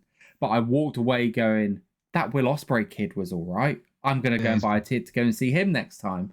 Like that's what it did. And I think having that and seeing the youngsters, and I hate saying that word, but like when I was queuing out in Southampton, you've got a lot of the younger ones coming on, and they know everyone. They know everyone, they know their motivations, they know what's going on with them to such a level that it's like, wow, like that I think is going to be where the next boom happens, because definitely everyone's familiar with social media. That's from social media. I feel like, because again, it's a lot bigger now than it was. So obviously it was Instagram, there was X, or whatever you want to call it now, Twitter, all this stuff back then, but no one used it to promote themselves, or I hate using this terminology, but promote their personal brands. And I feel like now, because of stuff like Instagram, especially, and TikTok, maybe people can connect with us more. It's not just that you have to go to the show and connect with someone. You can follow them by not going to the show. You can follow them through their social media activity and stuff. And a lot of people do vlogs now. They release their promos on there, and you get to understand them, and they follow everything, and you become more knowledgeable about them and more educated in what they're doing, and you get more connected with them. I feel like there's a lot more fans maybe that don't go to the shows now. Like, I'm saying, there's still a lot of fans out there, but because of social media, because of on-demand service, you haven't got to leave your house, really. As much as we want them there, because live wrestling experience is the best, but I feel like a lot of guys can just follow their favorites or follow everyone on social media, understand them, and really connect with them, which is something we didn't have back then. So I think you're spot on. I think that's something that's going to grow the audience. And people might, if RevPro is running, but so is a smaller company that's not filmed, people might choose to go to the smaller one that's not filmed, knowing they can watch RevPro on demand the next day and watch the whole show. It feels like there's never been more wrestling happening, and there's more places to train to be a wrestler. There's more places to go and watch wrestling. It's just that we're living in a different time with a cost of living crisis, rather than a period where house prices were lower and people were trying to like finding their feet a little bit more, like 10 years ago. More money, more spare cash that disposable income has never been kind of more having to be carefully balanced. And then there's so much choice. It's a great position to be in and seeing all these wrestlers working across the scene is great to see. Awesome. George said about he's not going to AEW this time. My favourite thing was when AEW ran Cardiff the day after RevPro, or the day before RevPro. Day before. Yeah. And so I went down to Cardiff for the weekend, but whilst everybody was going to watch AEW, I went and watched Attack, and then drove over to Bristol to watch Pro Wrestling Chaos. Saw Nico Angelo and Shane Hook have a ridiculous match, and Danny Luna and Rain Leverkusen have an Iron Woman match, which was just fucking brilliant. But it is. I genuinely believe that British wrestling is the best wrestling in the world. We have the best wrestlers, and we tell the best stories, and we have the best action. You just got to go out and get involved and take a punt on it, because for a long time, I had imposter syndrome at the idea of going to a wrestling show. Mm.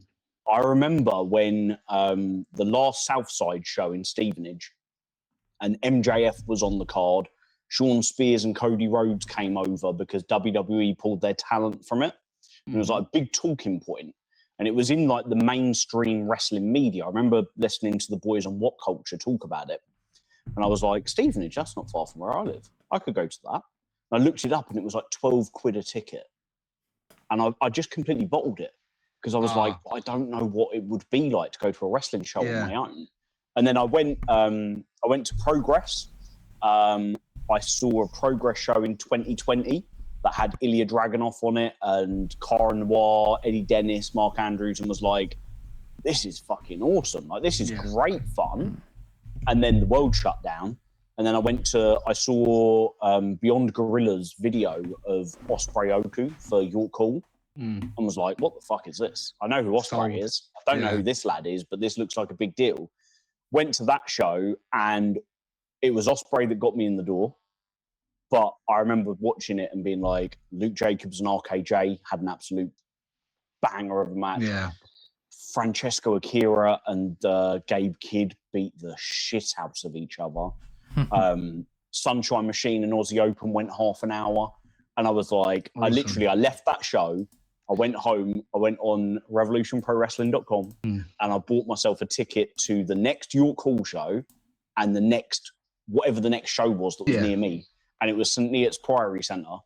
And I was like, and that, literally from that day, so that was January 2022, I've not missed one show since then, whether that was attending it live or getting the kids on the sofa with the popcorn and being like, right, kids, we're going to watch RevPro on demand. Who are we cheering for? And I think what makes RevPro different from any other company is it is weekly episodic wrestling that you can invest in this country. Yeah, like that's Progress the is thing. great and Eve are great, but they're once a month. Yeah. If you want that WWE, AEW weekly, every week, you know, it's appointment watching, RevPro's the only company doing it. And that's amazing to hear because, like, you've come, Will Ospreay sold you on the show. Was it York Hall, I'm guessing, right? York Hall. So you've gone to York Hall, which is an amazing atmosphere anyway. And 9 times out of 10, when there's a York Hall show, everyone goes above and beyond. And that's the true mecca of British wrestling, I think. If you're on York Hall, you're going balls to the wall and you're going to work your ass off. So what a great introduction. So that one show has created a fan for life, right? And that's what wrestling should be. And that's what if we can do that 2,000 more times, 3,000 more times, that would be amazing. But that's a great story, and that's good to know. And guys like yourself, I think, I don't know if it's ever been said to you, the wrestlers appreciate you guys, appreciate the stuff you do, and appreciate the hard work and the love of the game you have. It means a lot. I mean, we don't get to say thank you and all that kind of stuff, but thank you for putting this amount of attention and amount of love into the product, because it makes our job good. Because at the end of the day, we wrestle because we're fans and all this kind of stuff, but if the fans aren't getting pleased by us, what's the point of us doing it? So the fact you guys put a lot of effort in, they're even just doing these podcasts daily, and I'm sure you've got busy lives yourselves. You're doing it daily, and you're doing your best to promote, which could be the biggest night in RevPro's history. And that comes from, and I'm trying not to say Michael Oku's catchphrase, is what I'm saying. Like, the passion from the fans is really important, right? It really is important, and it makes our job, and it makes it gratifying for us. So, yeah, I think I said this to you, Dave, a while ago. We need 1,000 more fans like you. You really do, because you work hard to promote the guys, and you're both doing this podcast is promoting the product. So, yeah, thank you for that. And we want to keep building and keep bringing these fans in there and making new fans. So hopefully RevPro does that on Saturday. But I was like, to your point, something came to me. We're talking about like the boom period and all that kind of stuff, and people look at that and maybe get a bit down. I will say this: I was in British wrestling 2003. I had my first match. We're not in a bad place. If we go back to that, we're in a bad place. I always say this terminology. We got to, the boom was here, right, so to speak, and we've kind of gone to here, but we're going to stay here because we're stable, because we've got an infrastructure now, and And like you said, we've been talking about the schools and stuff. So I feel like British wrestling's in a healthy position. We've got a structure here now, and it's never going to go bad. There's always something here, and I feel like guys like yourself, there's a lot of passionate fans that carry British wrestling as well. So I feel what's special about British wrestling. Again, I'm not at the merch table as much. I don't go out there interact as much as maybe I should, but I know there's like a community spirit in the sense that the wrestlers build bonds with the people that they see regularly, and I think that's important to the growth of wrestling, and that's what makes British wrestling special. Yeah, it really does. I mean, my first indie show was 1PW in 2005, their very first event, right? And that was very different because I was coming from like a WWE fan background. Yeah. The only other live show I'd been to was an episode of Raw. So I was really smartened up to what indie wrestling was at that time. But 1PW ran off the back of Americans. Okay. So you had maybe the odd British guy, and outside of Jody Fleisch, Johnny Storm, Doug Williams, the only British guy that could stand out to me was Greg Burridge, because everyone else was good but very dry, is how I put it, right? And yeah, Burridge is amazing. I kind of look at it back then. Him and Colt Cabana tag team. It was the Street Hooligan Adventure Gang. I'll let everyone work out that acronym themselves. But like they were great. But like everything else, I was kind of like, oh right. So for me, it's the Americans. The British scene just isn't there, and that meant for a long time I never came to British shows because I was just like, but then it wasn't good. It wasn't good. There wasn't enough talent here, to be honest, at that time. Yeah, and then kind of coming back through, Dave had his moment. My moment was Southampton, Will Ospreay versus Michael Oku, the first one, and that got announced. Yeah, but I was like, I love Will Ospreay. Yeah, this Michael Oku lad, I've heard good things about him. I've never seen a match, not live, not on shows, nothing, and that was the match that made me go, British wrestling is where it's at, because that was like night and day to what I was used to. So that's what inspired me and made me go, I'm going to keep coming to these shows. And I've been coming ever since. And it's you guys, the best compliment I think I've given a couple of people, I think, is you guys have ruined TV wrestling for me. I just can't enjoy TV wrestling because it's just not the same as what it's like when you're in that venue, whether that's York Hall, whether it's Crystal Palace, whether it's my personal mecca of British wrestling, the Doncaster Dome, or the 1865, right? All very different kinds of venues, but like, doesn't matter which one of those you're in, like, it just has such a different feeling to what you see on TV. No matter how good what they do is, nothing is going to ever beat like live independent wrestling. Pro wrestling is the best, and I just I feel you're spot on there, because imagine if we all tried to work or wrestle like they do on AEW or WWE, the TV, like just focus. Look, I'm that's one of the skills I'm good at. I always try and find the cameras, but you have to, the people come first. The people that have paid their money, they come in first. I could easily just be like, right, I can get this good shot here, get this good shot here, then neglect the crowd. But who does that benefit? You're not going to be invested in what I do. That live pro wrestling experience, like, and what's special about that when you interact with the crowd, that maybe stuff like TV wrestling you can't do. You inadvertently create these great moments, like, because you might do something with the crowd that could create a moment. And I pushed someone and in the Cardiff, and I'm guilty. That for me was like the biggest. That was the biggest babyface moment on that show. I tell him that regularly as well. Sha Samuels, pure babyface, doing that. I kind of feel like in my head I had the guts like, should I push? Because I knew what was going to happen, right? So I thought like it might make the moment better. But in that moment, I did it, and I was like, I got a bit too excited here. I was like, fuck, what have I done? But again, like, maybe nothing physically, but having a moment with the crowd, a chant might get started, or you might wear something silly. I remember, who was it that had Roderick Strong did a York Hall? I'm sure it was York Hall. Did a York Hall show, and he had these small wrestling boots on, and the crowd were singing. I can't remember the chant, right? But it was something to do with these small boots, and that was the whole match. So in the moment, he acknowledged it and made it part of the match.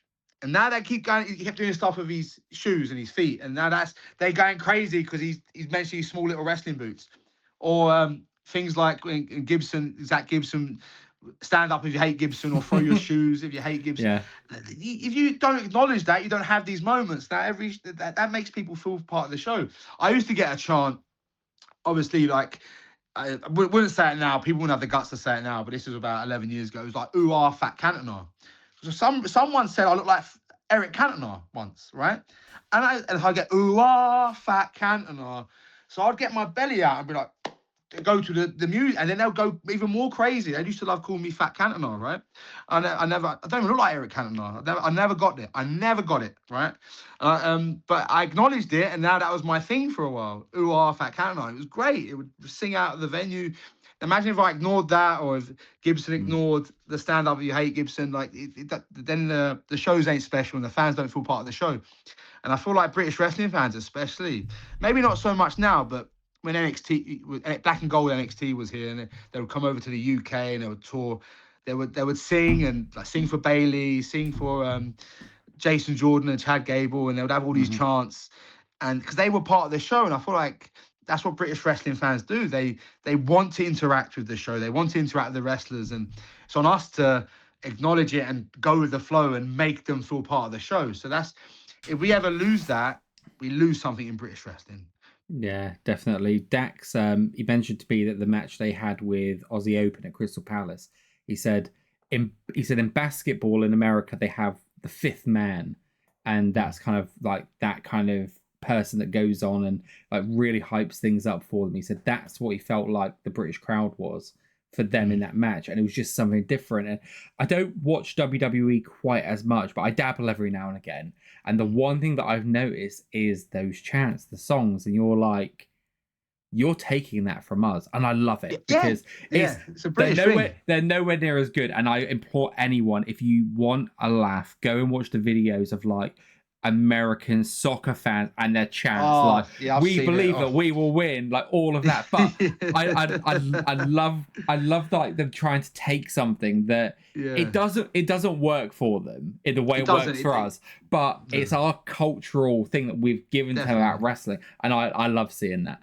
Yeah, I think that, I feel like, because it was a period of time the last couple of years, didn't they do a run of like European shows where it was like they'd go to France, then it was Belgium, then it was the UK, then it would be up in Glasgow, and all this, and the fans were just making the show, like elevated the show because they were part of it, and the chanting, the singing, and the American fans have watched that and been, oh, we're not good, we're not good, we sit on our hands, we got to do something here. So they're trying their best, but there's because they don't have it in their culture to do that, the chanting and stuff. It is very repetitive, but that's something we do very well. Love it. We do banter well, mate, don't we? We do banter. Yeah, we do. We need more banter. We need more banter at shows. I do love it. I mean, I'd love.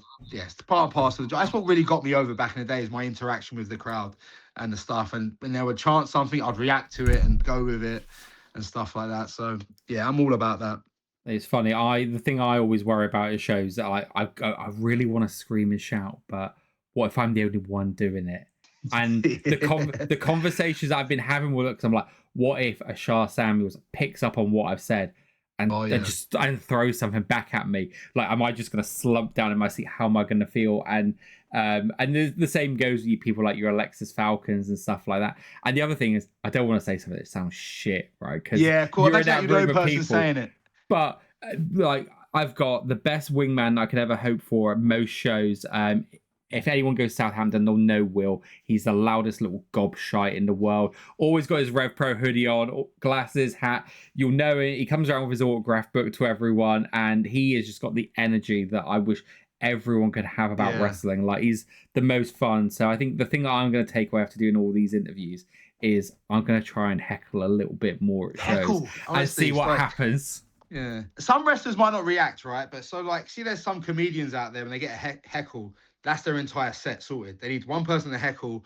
They can do 20 minutes. 20 minutes on that one heckle. There's some wrestlers out there, if they get an interaction with a fan, or a chant gets something, or they get heckled, that can turn into a moment. And that one heckle that you do, that's so like, right, you did it to me and I reacted to you, might make this section all start doing it. Then the atmosphere for the match is 100 times better. So I implore fans, heckle, scream. Trust me, not one wrestler unless you're being really offensive and being just mean to be mean, right? Yeah. But again, I could take anything, right? Just throwing it out there. But if you want to heckle, try. There's not one wrestler that would go to you. Oh, I got heckled. They made noise. He had a go at me. Like not trust me. There's not one wrestler that'd be like mad if someone gets heckled. Mate, you've been so graceful with your time. We're very, very privileged to have you on, mate. I could talk to you for hours about wrestling. Like, honestly, always, anytime. You've got such a mind for it. In a minute, George is going to do his little thing that he does at the end of every interview, reminding people where they can get their tickets and things like that. Don't wait till I go. George is going to be at Wembley. I'm going to be at Wembley. Are you coming to Wembley even if you just have to sit amongst the crowd? At best, I would probably pop in during the day to say good luck to a few of the guys that I care about and a few of the guys that I want to do well. But it's going to be hard. And I'm going to say, I was going to do a promo later in the week to address the stuff. But I think it's clear at this day there's not a spot for me on the show because I think, like I told you earlier about, I just don't think there's a spot for me now. Like my match I was meant to be in that we did the whole setup for is gone, been replaced. I won't be in the gauntlet. I won't be in that. I can tell you that. And I don't think there's this late in the day you could put me in a match. There's just 10 matches on the card, and even if there has been another match teased, I've not heard anything about it. I've not heard anything from Andy. So I probably won't be there to watch the show. I might be nosy and watch it RevProOnDemand.com. But at best, if I can stomach it, like I say, I'm gutted. It's broke my heart if I'm being honest with you, because I've been angry, I've been upset, I've shouted. I've shouted my frustrations out on a promo, I've shouted my frustrations out with the family. And I've been frustrated to my friends, I've been frustrated to the other guys. Doing nothing. So there's nothing I can do except say good luck. And hopefully I'm at Porchester Hall. Hopefully I'm at Stevenage. And hopefully, because we keep going on. And I really hope there's another milestone we can aim towards next summer. And look, my job is, like we talked about chaos and carnage, my job is to do chaos and carnage. And if I took it too far, I've apologized as much as I've apologized. But it means nothing now. So I've not heard anything. We're a week into the show. I don't think his priority is, let's get Sha Samuels on the show. I think his priority is doing the last minute ticket sales, making sure production's up and running, make sure everything's set up. So I've kind of come to terms that I'm not on the show. Sha, I echo everything Dave said there. You've been really gracious with your time. It is going to be such a shame we're not going to see you on the Wembley card.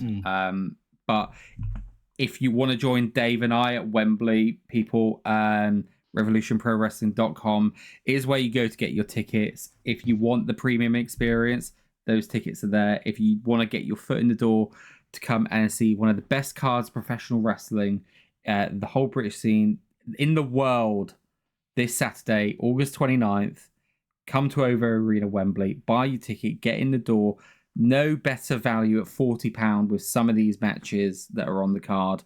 And you just might find yourself your new favourite wrestling promotion. Sha, it's been a pleasure. Thank you so much for your time. Thank you so much. I've had a great time. That's been good. We could do it again whenever you want. I love talking about wrestling. I keep saying the word passionate. Don't sue me, Michael Oku. Passionate about pro wrestling. I love it. I can talk about it all night. So anytime you want to have me back on, I'm here. Well, let's see if we can make you our first joint 3-time guest, actually, with a one called Banders. I've been George. This has been Sha and Dave, and we'll see you next time. Peace.